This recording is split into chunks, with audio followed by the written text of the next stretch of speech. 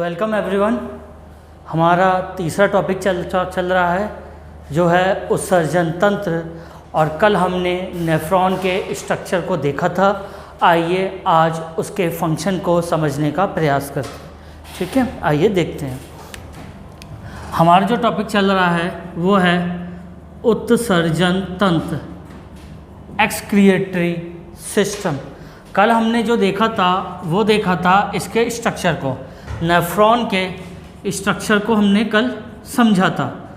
Structure of nephron, इसमें हमने दो चीज़ें देखी थी। पहला बाउमन कैप्सूल, दूसरा ग्लोमेरुलस। दूसरे पार्ट में हम ट्यूबल्स देखते हैं। पहला पीसीटी प्रॉक्सिमल कॉन्व्यूलेटेड ट्यूब, दूसरा डीसीटी डाइस्टल कॉन्व्यूलेटेड ट्यूब, तीसरा हम देखते हैं लूप ऑफ हेनले, और चौथा हम देखते हैं कलेक्टिंग डक्ट। ये हमने कल पढ़ा था और इसके स्ट्रक्चर को भी कल देखा था। आइए एक एक करके अब इसके फंक्शन को समझने का प्रयास करते हैं। सबसे पहले हम देखेंगे बाउमन कैप्सूल और ग्लोमेरुलस के बारे में कि ये इनका फंक्शन क्या होता है। आइए देखते हैं। देखिए, सबसे पहले हेडिंग डालिए बाउमन कैप्सूल। बाउमन कौन है? एक साइंटिस्ट है, विलियम बाउमन। इन्होंने नेफ्रॉन की खोज की थी, उन्हीं के नाम पर इसका नाम पड़ा है बाउमन कैप्सूल। ठीक है, आइए देखते हैं ये क्या होता है। ये एक blind cup shape dilated and होता है, डायलेटेड एंड ऑफ पीसीटी। देखिए, कल हमने देखा था, स्ट्रक्चर को समझा था।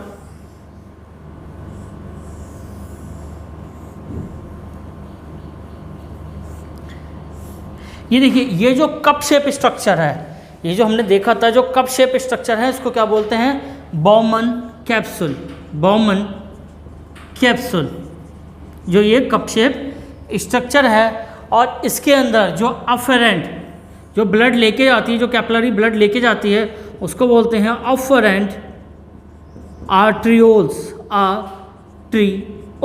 ठीक है, अब इस कैविटी में क्या होता है? इन कैपिलरी का गुच्छा बन जाता है। क्या बन जाता है? इन कैपिलरी का गुच्छा बन जाता है। ठीक है, कहाँ पे? इस कैविटी में। कौन सी कैविटी में? बाउमन कैप्सूल की कैविटी में अफरेंट आर्ट्रियोल्स, जो नेफ्रॉन में ब्लड लेकर आती है, उसका क्या बन जाता है? आगे एक क्लस्टर बन जाता है, गुच्छा बन जाता है, और इस गुच्छे को बोलते हैं ग्लोमेरुलस। क्या बोलते हैं? ग्लोमेरुलस। ठीक है, आइए ग्लोमेरुलस को समझने का प्रयास करते हैं और इसके फंक्शन को समझने की कोशिश करते हैं। तो ठीक है, ये कैविटी क्या है? कप शेप कैविटी क्या है? बाउमन कैप्सूल है, जो आगे पीसीटी से कनेक्ट होती है, आगे प्रॉक्सिमल कॉन्व्यूलेटेड ट्यूब से कनेक्ट होती है। ठीक है, आगे बढ़ते हैं। ग्लोमेरुलस, अगला हेडिंग डालिए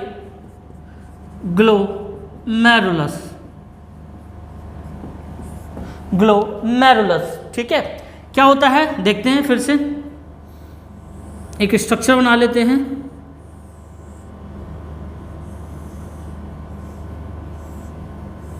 यहाँ पे अफरेंट आर्ट्रियोल्स आई, और यहाँ पे क्या हुआ? कैपिलरी का गुच्छा बन जाता है। कैपिलरी का क्या हो जाता है? गुच्छा। ये क्या है? अफरेंट आर्ट्रियोल्स, जो ब्लड को एंटर कराती है। कहाँ पर? नेफ्रॉन में। और ये क्या है जो बाहर है? Efferent arterioles. यहाँ से क्या ब्लड क्या करता है? एग्जिट करता है। क्या करता है? एग्जिट। जो ये गुच्छा है, कैपिलरी है, क्लस्टर है, उसको क्या बोलते हैं? ग्लोमेरुलस। तो डेफिनेशन में हम क्या देखेंगे? It is a cluster of capillary network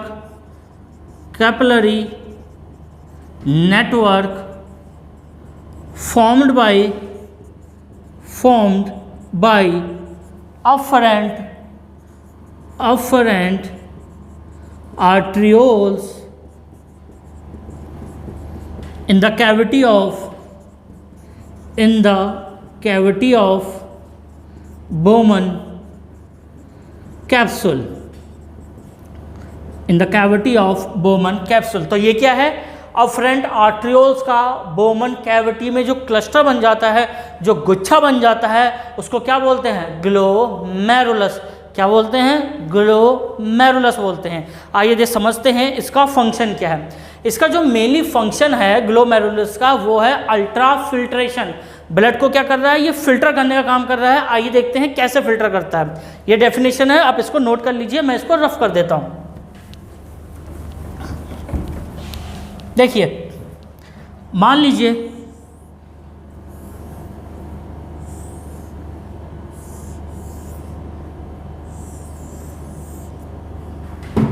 यहाँ पे फिल्ट्रेशन हो रहा है, ठीक है, यहाँ पे ग्लोमेरुलस है और यहाँ पे ब्लड फ्लो हो रहा है, ठीक है, यहाँ पे ब्लड कंटिन्यूसली ऐसे ब्लड फ्लो हो रहा है। तो इसमें क्या होता है, ये छोटे छोटे से इसमें कट लगे होते हैं, इसमें मान लीजिए छोटे छोटे से कट लगे होते हैं, ब्लड फ्लो कर रहा है। तो इसमें जो अनवांटेड पदार्थ हैं वो क्या होते हैं, यहाँ से निकल के बाहर आ जाते हैं, यहाँ से निकलते बाहर आ जाते हैं। बाकी जो आरबीसी है वो चलता रहता है, वो फिल्टर नहीं होता, फैट फिल्टर नहीं होता, प्लाज्मा प्रोटीन फिल्टर नहीं होता। जो अनवांटेड सब्सटेंस है वो यहाँ से छोटे छोटे पार्टिकल्स जो यहाँ से होते हैं, यहाँ से फिल्टर हो जाते हैं, ठीक है। आइए देखते हैं यहाँ पे क्या हो रहा है, ठीक है। यहाँ से फिल्ट्रेशन होता है, इसका काम क्या है, फंक्शन क्या है, अल्ट्रा फिल्ट्रेशन, ठीक है। यहाँ पर फिल्टर होते हैं, ये देखिए यहाँ पे ब्लड ऐसे कंटिन्यूसली फ्लो कर रहा है और यहाँ पे ये बीच में छोटे छोटे कट लगे होते हैं, जहाँ पे क्या होता है, अनवांटेड पदार्थ है जो फिल्टर होने, वो यहाँ से फिल्टर होके बाहर निकल जाते हैं, ठीक है। और जो अनवांटेड पदार्थ है उसको क्या बोलते हैं, ग्लोमेरुलर फिल्ट्रेट। क्या बोलते हैं, ग्लोमेरुलर फिल्ट्रेट, ठीक है। तो यहाँ पे क्या आता है, यहाँ से क्या आता है, पीसीटी की तरफ ग्लोमेरुलर, यहाँ पर क्या आता है, ग्लोमेरुलर फिल्ट्रेट, ग्लोमेरुलर फिल्ट्रेट। जो फिल्ट्रेशन हुआ, और फिल्ट्रेशन के बाद जो पदार्थ अनवांटेड पदार्थ हैं उनको क्या बोलते हैं, ग्लोमेरुलर फिल्ट्रेट, ठीक है। अब जब ग्लोमेरुलर फिल्ट्रेट हो गया, उसके बाद देखते हैं ये कितना प्रोड्यूस होता है, ठीक है। जो ग्लोमेरुलर फिल्ट्रेट है वो मेल में लगभग 125 ml पर मिनट इतना प्रोड्यूस होता है, और फीमेल में कितना प्रोड्यूस होता है, 105 ml पर मिनट, 1 मिनट में। देखिए इसके बाद एक डेफिनेशन आती है, ग्लोमेरुलर फिल्ट्रेशन रेट, GFR। क्या होता है, GFR, ग्लोमेरुलर फिल्ट्रेशन रेट। ये क्या होता है, ग्लोमेरुलर GFR क्या होता है। देखिए हमारी एक किडनी में वो लगभग 1 मिलियन नेफ्रॉन होते हैं, ठीक है। अब हमारी किडनी कितनी है, 2 किडनी है, ठीक है। तो दोनों किडनी में जितने भी नेफ्रॉन हैं वो 1 मिनट में जितना ग्लोमेरुलर फिल्ट्रेट बनाते हैं उसको क्या बोलते हैं, ग्लोमेरुलर फिल्ट्रेशन रेट। फिर से समझते हैं, हमारी दोनों किडनी में जितने भी नेफ्रॉन हैं वो 1 मिनट में जितना फिल्ट्रेट बना रहे हैं उसको क्या बोलते हैं, ग्लोमेरुलर फिल्ट्रेशन रेट। डेफिनेशन समझ लेते हैं इसकी, ये मैं रफ कर दे रहा हूं। क्या डेफिनेशन होती है GFR की,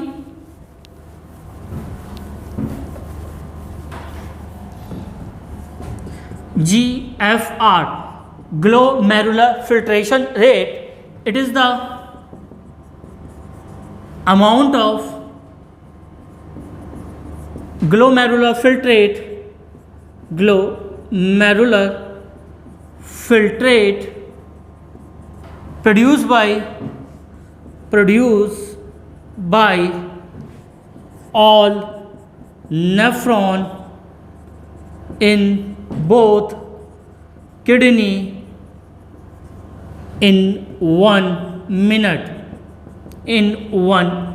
क्या कह रही डेफिनेशन कि हमारी किडनी में, हमारे गुर्दों में जितने भी नेफ्रॉन हैं वो 1 मिनट में जितना फिल्ट्रेट बना रहे हैं उसको क्या बोलते हैं, ग्लोमेरुलर फिल्ट्रेशन रेट। और इसका अमाउंट लगभग कितना होता है, मेल में होता है 125 ml पर मिनट, और फीमेल में कितना होता है, फीमेल में होता है 105 ml पर मिनट। अगर मैं डे के हिसाब से, एक दिन के हिसाब से बात करूं तो ये लगभग बनता है 180 लीटर पर डे। कितना फिल्ट्रेट बनता है, 180 लीटर पर डे। तो क्या 180 लीटर पर डे बाहर निकल जाता है, नहीं, क्योंकि जो हमारा यूरिन होता है वो तो सिर्फ एक दिन में 1.5 लीटर ही होता है। जो हमारा यूरिन होता है वो एक दिन में लगभग कितना होता है, 1.5 लीटर। तो क्या होगा, 180 लीटर से 1.5 लीटर, सिर्फ 1.5 लीटर ही यूरिन हमारा निकलता है। तो क्या होता है, इसमें अभी रीएब्जॉर्प्शन होता है। क्या होता है, रीएब्जॉर्प्शन, पुनः अवशोषण होता है।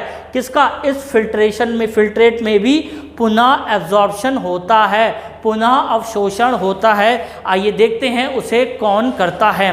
तो ठीक है, ग्लोमेरुलर्स क्या होते हैं, ये अल्ट्रा फिल्ट्रेशन करता है, ब्लड को फिल्टर करता है। ग्लोमेरुलर फिल्ट्रेशन रेट क्या होता है कि 1 मिनट में कितने अमाउंट में फिल्ट्रेट बना है, लगभग कितना होता है, 180 लीटर पर डे। लेकिन जो हमारा यूरिन होता है वो सिर्फ 1.5 लीटर ही निकलता है। इसका मतलब है कि इसमें भी अभी काफ़ी मात्रा में पुनः अवशोषण इसका होगा। ठीक है, आइए देखते हैं, आगे बढ़ते हैं। तो अगले स्ट्रक्चर में हमने देखा था पीसीटी, प्रॉक्सिमल कॉन्वोल्यूटेड ट्यूबल्स। ठीक है, आगे देखते हैं, यह है जीएफआर। आगे बढ़ते हैं, देखिए कल हमने स्ट्रक्चर देखा था नेफ्रॉन का, तो कुछ ऐसा था।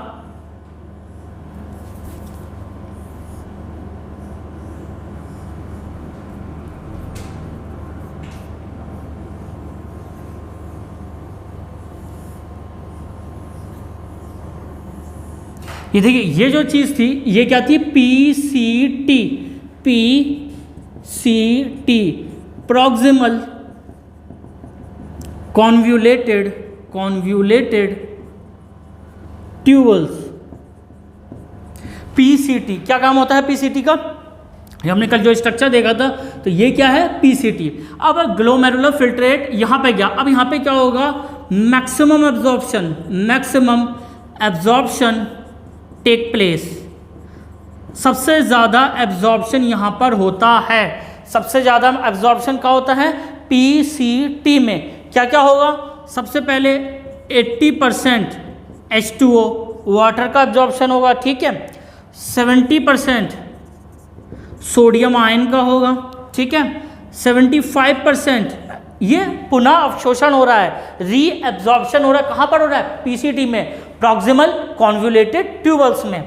75% पोटेशियम आयन का होगा, एंटायर ग्लूकोज का होगा, एंटायर ग्लूकोज और अमीनो एसिड। देखिए क्या होता है, जो हमारा ग्लूकोज लेवल है, लगभग अगर मैं इसकी वैल्यू बताऊं तो लगभग ग्लूकोज लेवल की वैल्यू होती है 80 से 120 mg/ml। ये हमारे ग्लूकोज की, ब्लड ग्लूकोज का एक नॉर्मल वैल्यू होती है। लेकिन जो थ्रेशोल्ड वैल्यू होती है, थ्रेशोल्ड वैल्यू वो वैल्यू है जहाँ तक ये ब्लड का जो ग्लूकोज है वो पुनः एब्जॉर्ब हो जाता है, किसके द्वारा, नेफ्रॉन के द्वारा। तो वो लगभग थ्रेशोल्ड जो वैल्यू होती है वो होती है 180 mg/ml। ये इसकी थ्रेशोल्ड वैल्यू है। जब थ्रेशोल्ड वैल्यू से ज़्यादा ग्लूकोज हो जाता है, लाइक डायबिटीज़, मधुमेह रोगियों में, तो क्या होता है, इसका अवशोषण, पुनः रीअब्जॉर्प्शन नहीं हो पाता, इसलिए यूरिन के साथ ग्लूकोज आ जाता है। आपने देखा होगा जो डायबिटिक पेशेंट होते हैं, मधुमेह के रोगी होते हैं, उनके यूरिन के पास चींटियाँ आ जाती हैं। क्यों आ जाती हैं, क्योंकि उनमें ग्लूकोज का जो वैल्यू है वो बढ़ जाती है, जिसके कारण इसका पुनः रीअब्जॉर्प्शन नहीं हो पाता। तो ये क्या करता है, पीसीटी एंटायर ग्लूकोज एक थ्रेशोल्ड वैल्यू तक, थ्रेशोल्ड वैल्यू कितनी है, 180, थ्रेशोल्ड वैल्यू तक इसको रीअब्जॉर्ब कर लेता है। और किसका रीअब्जॉर्प्शन होता है, यूरिया का और विटामिन सी का, बाइकार्बोनेट्स का रीअब्जॉर्प्शन होता है। ठीक है, अब पीसीटी इसके अलावा भी एक और काम करता है, वो शरीर में हमारे पीएच और आयोनिक कंटेंट को मेंटेन करने का काम करता है। इसी कारण जो हमारा यूरिन का जो पीएच होता है वो एसिडिक होता है। कितना होता है? लगभग 6 होता है। और क्या काम करता है ये पीसीटी? ये मेंटेन करता है। PCT also help to maintain pH and ionic content of body. pH and ionic content of body. PCT also help to maintain pH and ionic content of body. ये इसमें मदद करता है। ये सारे काम किसके हैं? PCT के proximal convoluted tubules। किसके काम है?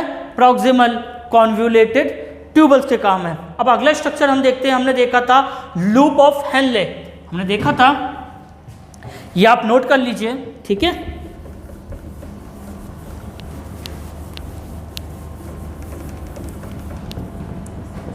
अगला हमने देखा था loop of Henle.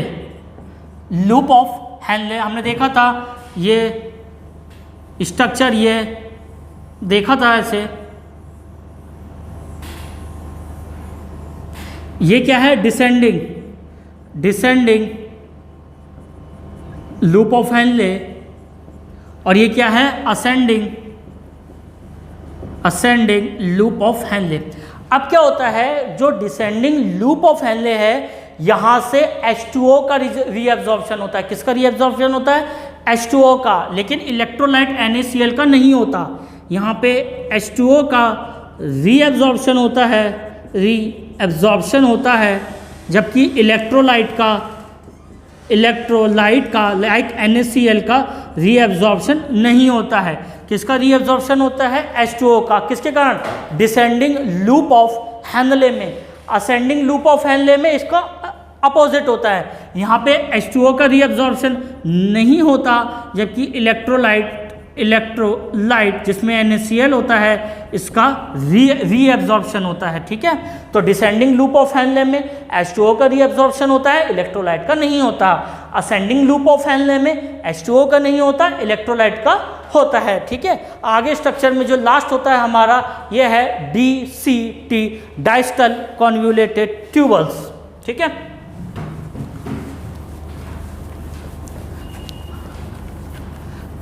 डाइस्टल DCT, distal loop of convoluted, distal convoluted tubules. ये क्या होता है? इसमें क्या होता है? कंडीशनल रीएब्जॉर्प्शन होता है। कंडीशनल रीएब्जॉर्प्शन होता है। कैसे होता है आइए देखते हैं। कंडीशनल रीएब्जॉर्प्शन टेक प्लेस, इसमें कंडीशनल रीएब्जॉर्प्शन होता है। आइए देखते हैं कैसे होता है। देखिए, हमारे मस्तिष्क में जब हम नर्वस सिस्टम पढ़ेंगे तो इसमें एक होता है हाइपोथैलेमस। क्या होता है? हाइपोथैलेमस। तो वो एक हार्मोन बनाता है। कौन सा हार्मोन बनाता है hypothalamus? ADH, anti diuretic hormone, या वैसोप्रेसिन, एंटी डायूरेटिक हार्मोन। ये कौन बनाता है? हाइपोथैलेमस। और ये स्टोर कहाँ होता है? पिट्यूटरी ग्लैंड में। आइए देखते हैं कैसे। ये हाइपोथैलेमस है, यहाँ पे बना, और ये पिट्यूटरी ग्लैंड है, यहाँ पे क्या हो गया? स्टोर हो गया। कौन? ADH, एंटी डायूरेटिक हार्मोन, जिसको वैसोप्रेसिन। अब देखिए क्या होता है, जब हमने पानी इंटेक ज़्यादा कर रखा है, हमने पानी ज़्यादा ले रखा है, तो ADH का सिक्रेशन पहले देखते हैं काम क्या होता है। इसका काम होता है रीएब्जॉर्प्शन करना। किसका? रीएब्जॉर्प्शन ऑफ वाटर का रीएब्जॉर्प्शन करना इसका काम है। किसका? ADH, anti diuretic hormone. जब हम पानी इंटेक ज़्यादा कर लेते हैं तो इसका सिक्रेशन कम होता है। जब हम वाटर इंटेक ज़्यादा हो जाता है तो ADH का सिक्रेशन क्या होता है? कम होता है। जब ADH का सिक्रेशन कम होता है तो क्या होता है? पानी का रीएब्जॉर्प्शन कम होता है। जब पानी का रीएब्जॉर्प्शन कम होता है तो हमारा जो यूरिन होगा कैसा होगा, डायलेटेड होगा। क्या होगा, डायलेटेड होगा, उसमें पानी की मात्रा ज़्यादा होगी, ठीक है। लेकिन जब हमारे शरीर में पानी की कमी होती है, जब हमारे शरीर में पानी की कमी होती है, जब हमारे शरीर में वाटर की कमी होती है तो एडीएच हार्मोन का सिक्रेशन ज़्यादा होता है, एडीएच हार्मोन का सिक्रेशन ज़्यादा होता है। एडीएच हार्मोन के सिक्रेशन के ज़्यादा होने के कारण पानी का रीअब्जॉर्प्शन ज़्यादा होता है और हमारा जो यूरिन होता है वो कंसंट्रेटेड होता है। हमारा यूरिन क्या होता है, कंसंट्रेटेड होता है। आज के वीडियो में हम इतनी बात करते हैं, आगे आने वाले वीडियो में हम इसकी बीमारी समझेंगे और ये समझेंगे कि डायबिटिक इंसिपिडस क्या होता है, इसके डिसऑर्डर क्या होते हैं, गठिया क्या होता है, डायलिसिस क्या होता है और आगे जो फंक्शन है यूरेटर, यूरिनरी ब्लैडर, इसके बारे में समझने का प्रयास करेंगे। तब तक आप अपना ध्यान रखिए, सुरक्षित रहिए। नमस्कार, धन्यवाद।